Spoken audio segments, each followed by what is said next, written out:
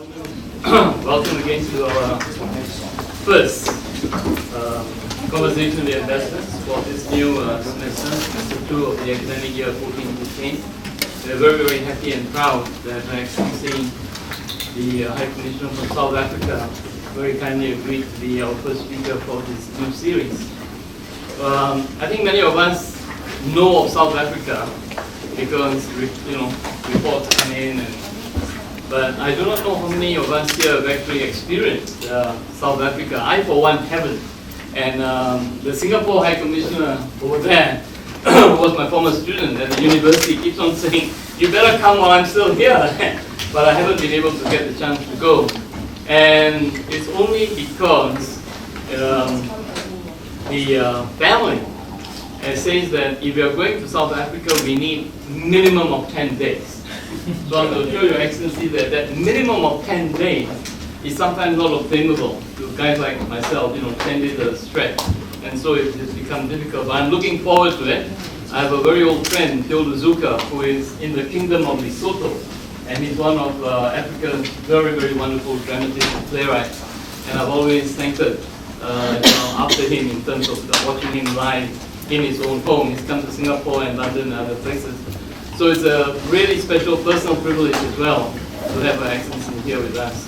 I can assure you that she is a woman who is a woman of the ground and women of the people. And I think this is something that sometimes not always readily forthcoming in people at a high level of diplomacy. So, on all our behalf, let's welcome Her Excellency, the High Commissioner of South Africa. Hello everyone.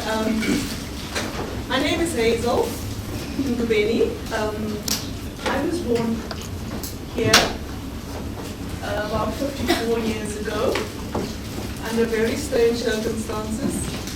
When I got to know myself, I was a 2-year-old with a dad in Robben Island in a cell next to Nelson Mandela.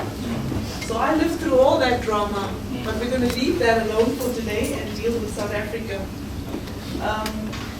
Why I told you that a little bit as an introduction is that I feel incredibly passionate and driven about this part of Africa. I feel that too many people have never lived properly. They lost their lives. For us, for people like myself to be here, and we need to do as much and as best as we can to get this part of Africa relevant. But of course, it depends on all other factors. But let me just introduce this little bit of Africa to you. We have 54 million people down here. But I'm going to tell you straight up, it's probably 65, because we have porous borders. And whatever happens anywhere, like for the last 2 weeks, we've had floods in Malawi, we've had problems in Zimbabwe, and wherever there's a little bit of dysfunctionalism, you find that the Malawians or Zimbabweans would go into South Africa. So we can really just say, according to census, we have 54 million people, but it's 60 because the other ones. And then, as Dr. Singh mentioned to you, we have Lesotho, which is a landlocked little country in South Africa, which also comes with its own problems. Actually, you can say these are the people in our belly because we can't really flourish if we don't look after them. Same situation with Swaziland. We've got a king here, one of the last monarchies, that's also causing havoc for South Africa because he's adamant not to change the status quo. But back to South Africa on a positive note. We have 2 oceans, the Indian Ocean and the Atlantic Ocean. I'm telling you about the 2 oceans because this is what is also favorable for South Africa. We've got, because of the 2 oceans, you've got the ideal climate for very good wine, very good seafood, fruits, unimaginable type of fruits. We've got various parks on that side. We've got all sorts of animals you can possibly think of. For those who are thinking of traveling, touring, I'm telling you about these things because this is what you'll find in Southern Africa. We have 9 provinces in the southern and on the south, and each of these provinces you would find gold, diamonds, all sorts of minerals, chrome, coal, anything that you could possibly find. And this is another issue that makes me so sad. Because when you look at the reserves of Southern Africa, it is 3.3 trillion US dollars. So in actual fact, you shouldn't have poverty here. You shouldn't have uneducated people. You should not have this situation that you have underground. But this is a good lesson for Singaporeans to note that you may have everything, but if you don't have good governance, it leaves you in a mess. You really are not going to be okay if you don't have leaders with hindsight and a vision and a clear plan. Then you have a dysfunctionalism. So Southern Africa has 54 million people, and it's not without problems. It's the currency that we use down there is a rand, and it's actually not performing very well. The country is, the new democracy is 20 years old, and there has been improvement. As I said, 9 provinces. We have now gotten to the point where we have universities in each province. We have good hospitals, but again, as I said, if you have to contend with your neighbors all the time, you will find that if your system is not solid enough, it would be held down by the neighbors. Botswana is actually a good neighbor because they're diamond rich. This is where you have the De Beers mining groups. They're diamond rich and they have lots of cattle. So the Botswana and Namibia is not really our issue. The problem that we have here would be Zimbabwe and Malawi. And I'm going to have to go up a little bit further to just talk about this section. This section is also precarious and it's scary because the threat for Southern Africa is not just from the bottom, it's also from here. We currently have the Organization of African Union. We've got the chair at the moment, and we're trying to get the rest of our brothers and sisters to understand that stability down here is not just for us, it's for everyone. It's a nightmare. And then of course, as you all know, you're well read and you read papers every day. As you all know, now we have another threat. We've got Boko Haram also trying to plant their seeds all over and causing further dysfunctionalism. But that being said, the other problem that you have with this part, see, the problem with the continent is that it had different colonial masters. We had the British down, and the French had quite a role in this section. So you have Africans that are purely French-speaking, and the reasoning is totally the French way. I'm not saying it's a problem. It's just that it's very difficult when you communicate when people or Africans do not understand their collective responsibility as Africans and the growth and the development. We're not on the same page. It's very difficult. Angola is oil and diamond rich. Same for Namibia. Here you have the desert. Also oil and diamond, as I said. So you can see minerals, Zimbabwe, tragic story, but also mineral rich. So in actual fact, if you look at all these, in fact, the whole continent, the continent is not poor. The continent does not have an excuse for poverty. The continent's only excuse is mismanagement and dysfunctionalism. Nothing else, really. Everything else is there. Mozambique has discovered oil, gas, and oil last year.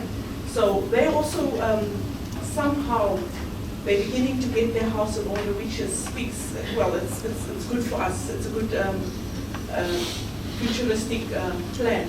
I don't know what to tell you about Swaziland. I really. Back to South Africa. South Africa and Singapore has had a relationship for forever. When I'm serious. When 20 years ago, the Singaporeans the military used to go to South Africa because of the altitude, and they would learn how to fly and skydive. we have quite a good relationship, and the embassy, the High Commission, we're building on this relationship because it's important for us. We have a feeling that if we really work hard at this, 3/4 of the fruits and vegetables that we have in Southern Africa, and also meat, can actually come into Singapore. Because believe it or not, it's a shorter flight from Singapore to South Africa than from Singapore to Europe. It's 9.5 hours to South Africa, and to Europe I think it's probably 11 or 12, so it's much longer. So there is potential for future development and collaboration between the two countries. South Africa, because of the political history, has a lot of too high a level of illiteracy, and a young democracy, and also young population. It is said that South Africa is the next frontier. After India, South Africa, well, Africa will come into its own. But if the Africans, the Southern Africans, do not race along and make concrete inroads with regard to educating the masses, I'm not sure we're going to make it. Because there's no point in picking, if you pick up a diamond or a piece of gold and you don't know what to do with it. You don't manage well. What's the point? You're probably just going to walk past it because you don't even know what it is. So these are the challenges that we have in South Africa. We've got 11 official languages, business languages, English. Most of the South Africans speak English, and language is not really that much of a problem, but the education is. Initially, we also had a high amount of HIV positive people because we were badly affected by the pandemic. That is easing. We've got several foundations, and even Bill Gates in these foundations has made quite a lot of inroads there. So the figures are beginning to look better. Another demon that's reared its ugly head last year is the the virus. But that's also very frustrating because if you look at the virus, Ebola virus, it's almost 30 years old. Ask yourself, why is it that no one has actually come up with a vaccine for this virus? Why did we have to lose 10,000 Africans? And why did the virus even have to go to the US or the UK for someone to take note of it? These are the questions that really, it's unsettling, but they are there, unfortunately. I read yesterday that a bunch of South African healthcare workers are also going, and they're beginning to see light at the end of the day for the virus that side.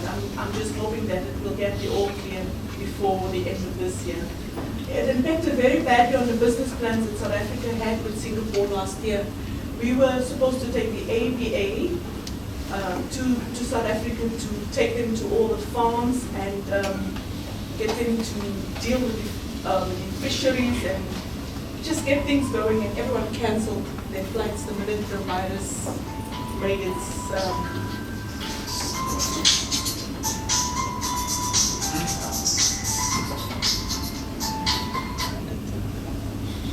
the virus showed up. So we're hoping for a better 2015. Incidentally, South Africa is part of the BRICS group. That is your India, Russia, China, and Brazil. And that is very, I can't begin to tell you how grateful I am that we are part of this group. Because if you look at if you go across this side, you would see that even the traveling towards the South Americas is very easy from the south. And if you look at the China, incidentally, for those who don't know that, I know that there's this innuendo that the Chinese are in Africa for the minerals. But I need you to know that in Southern Africa we have Chinese. We still do have Chinese people as first-generation South Africans. I remember when I was a kid, the local butcherman in my street was a Chinese man. So they have citizenship as South Africans. And then ironically, Southern Africa has about 15 million Indians who are also first-generation South Africans. They came during the time of Gandhi and they have citizenship. So you'll find that most of our Indians are on the south coast. They are in a place called Durban. You'll find a larger population of Indians over there. But we live in coexisting quite peacefully. So So South Africa, even though we have the porous borders, our political situation is relatively stable, considering where we come from. There were times when I thought we would have a civil war, but we avoided that, thankfully. So the next issue, as I said, is our education and economics. We're grappling with, I personally am grappling with the fact that we have all those minerals and resources, and the economic situation is taking that long to correct itself. But when you look at what the leaders in Singapore does, and when you look at what the US does, then maybe Southern Africans also need to step up the game and invigorate the process of foreign relationships with other countries, rather than countries, stakeholders, and possibly, not that we have enemies, but possibly just intensify the friendship level to the same level that the Singaporean government is doing to the rest of the world. Have I said enough, or would you like to hear some more? A bit more. A bit more. Yeah. Okay. Our democratic process, our president is in, they allowed to serve 2 terms. President Zuma is on his last term now for 4 years. And we have 1 president and 1 deputy president. And then we have the same system as the British. Actually, we have the ministers with various portfolios. The Minister of Health, Minister of Transport, Minerals, Energy, they've got various portfolios. And they also, the current president, you'll find that most of the ministers serving under him is actually not from the opposition, as part of the ruling party. However, it's not 100% because there are some of the province down in the south is primarily governed by the opposition, and that's fine because I was looking and listening to the Greeks and the left party then at war, and there are times when the government has to start looking and listening and working with the coalition government, so that progress is just it happens, as opposed to you have the opposition and the ruling party just disagreeing and fighting with each other all the time, nothing gets done. So I'm actually quite keen on a coalition at this point in time with the opposition.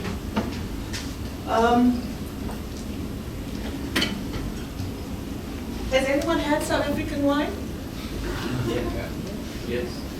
Is it possible that I can get a data based on the list of people who's here today, so I can possibly try and see whether I can fundraise or get someone to send them a bottle of wine? Okay. South African wine is really very good. Yeah. Very, very, very good. I also think that we haven't marketed ourselves enough in Singapore.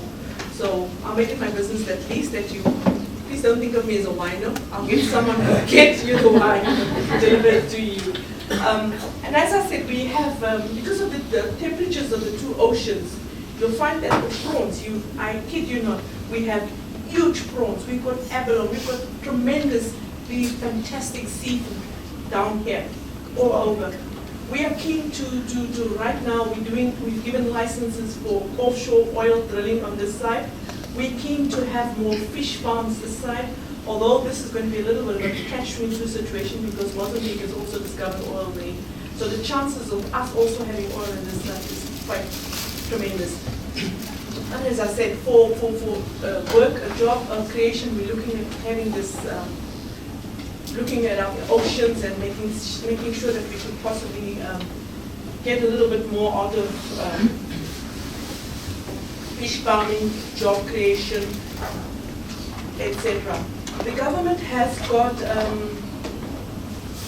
industrial zones all along this coast, especially for foreign direct investment, so that investors who are interested and who have existing businesses in, let's say Singapore for instance, can actually come in here and they'll get percentages and discounts to just come and help with because unemployment is a serious issue, it really is. We're also talking to your institutions, your tertiary institutions and the university to see whether we can have lecturers who have retired to possibly come over to South Africa and help with the teaching, because the education, as I said, is a concern for Southern Africa. The climate, it fabulous. We've got 4 seasons. Believe it or not, this Lesotho sometimes has snow on its peaks, and I know that they have created a ski. The Europeans sometimes go to Lesotho to do some skiing. It's a very cold, landlocked little place, but it's not too bad because we get electricity, water for electricity from their dams. What haven't I told you now? Our food, seeing that Singaporeans like food, is very interesting.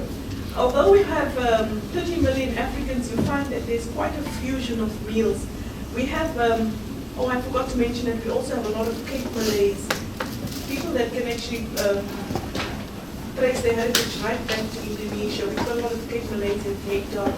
So you have a mixture of food, and our meat is quite good because you have, our cattle are, we don't have them, we have them grass-fed, we have grass-fed, we don't grain-fed. It's a different story altogether.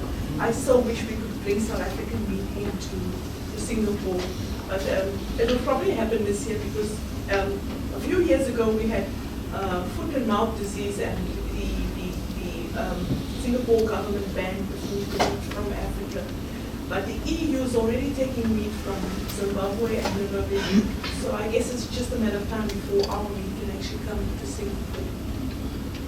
As I said, because of the cross-cultural, different cultures here, well, the Chinese food does not really taste like Chinese food in South Africa. The Indian food, yes, it's the same as your same naan bread and curries. Malay food is very similar to Malay food. The spices are very similar to Singapore. This is why I can comfortably say this has been one of the easiest posts for me because I didn't feel like I'm going to Mars. I feel very much at home in Singapore. The only factor that really does get to me is your haze pollution. That's the only one, the downside. The rest is perfect. I think that's it. Would you like me to elaborate on something else a little bit more? Sure, we have Q&A.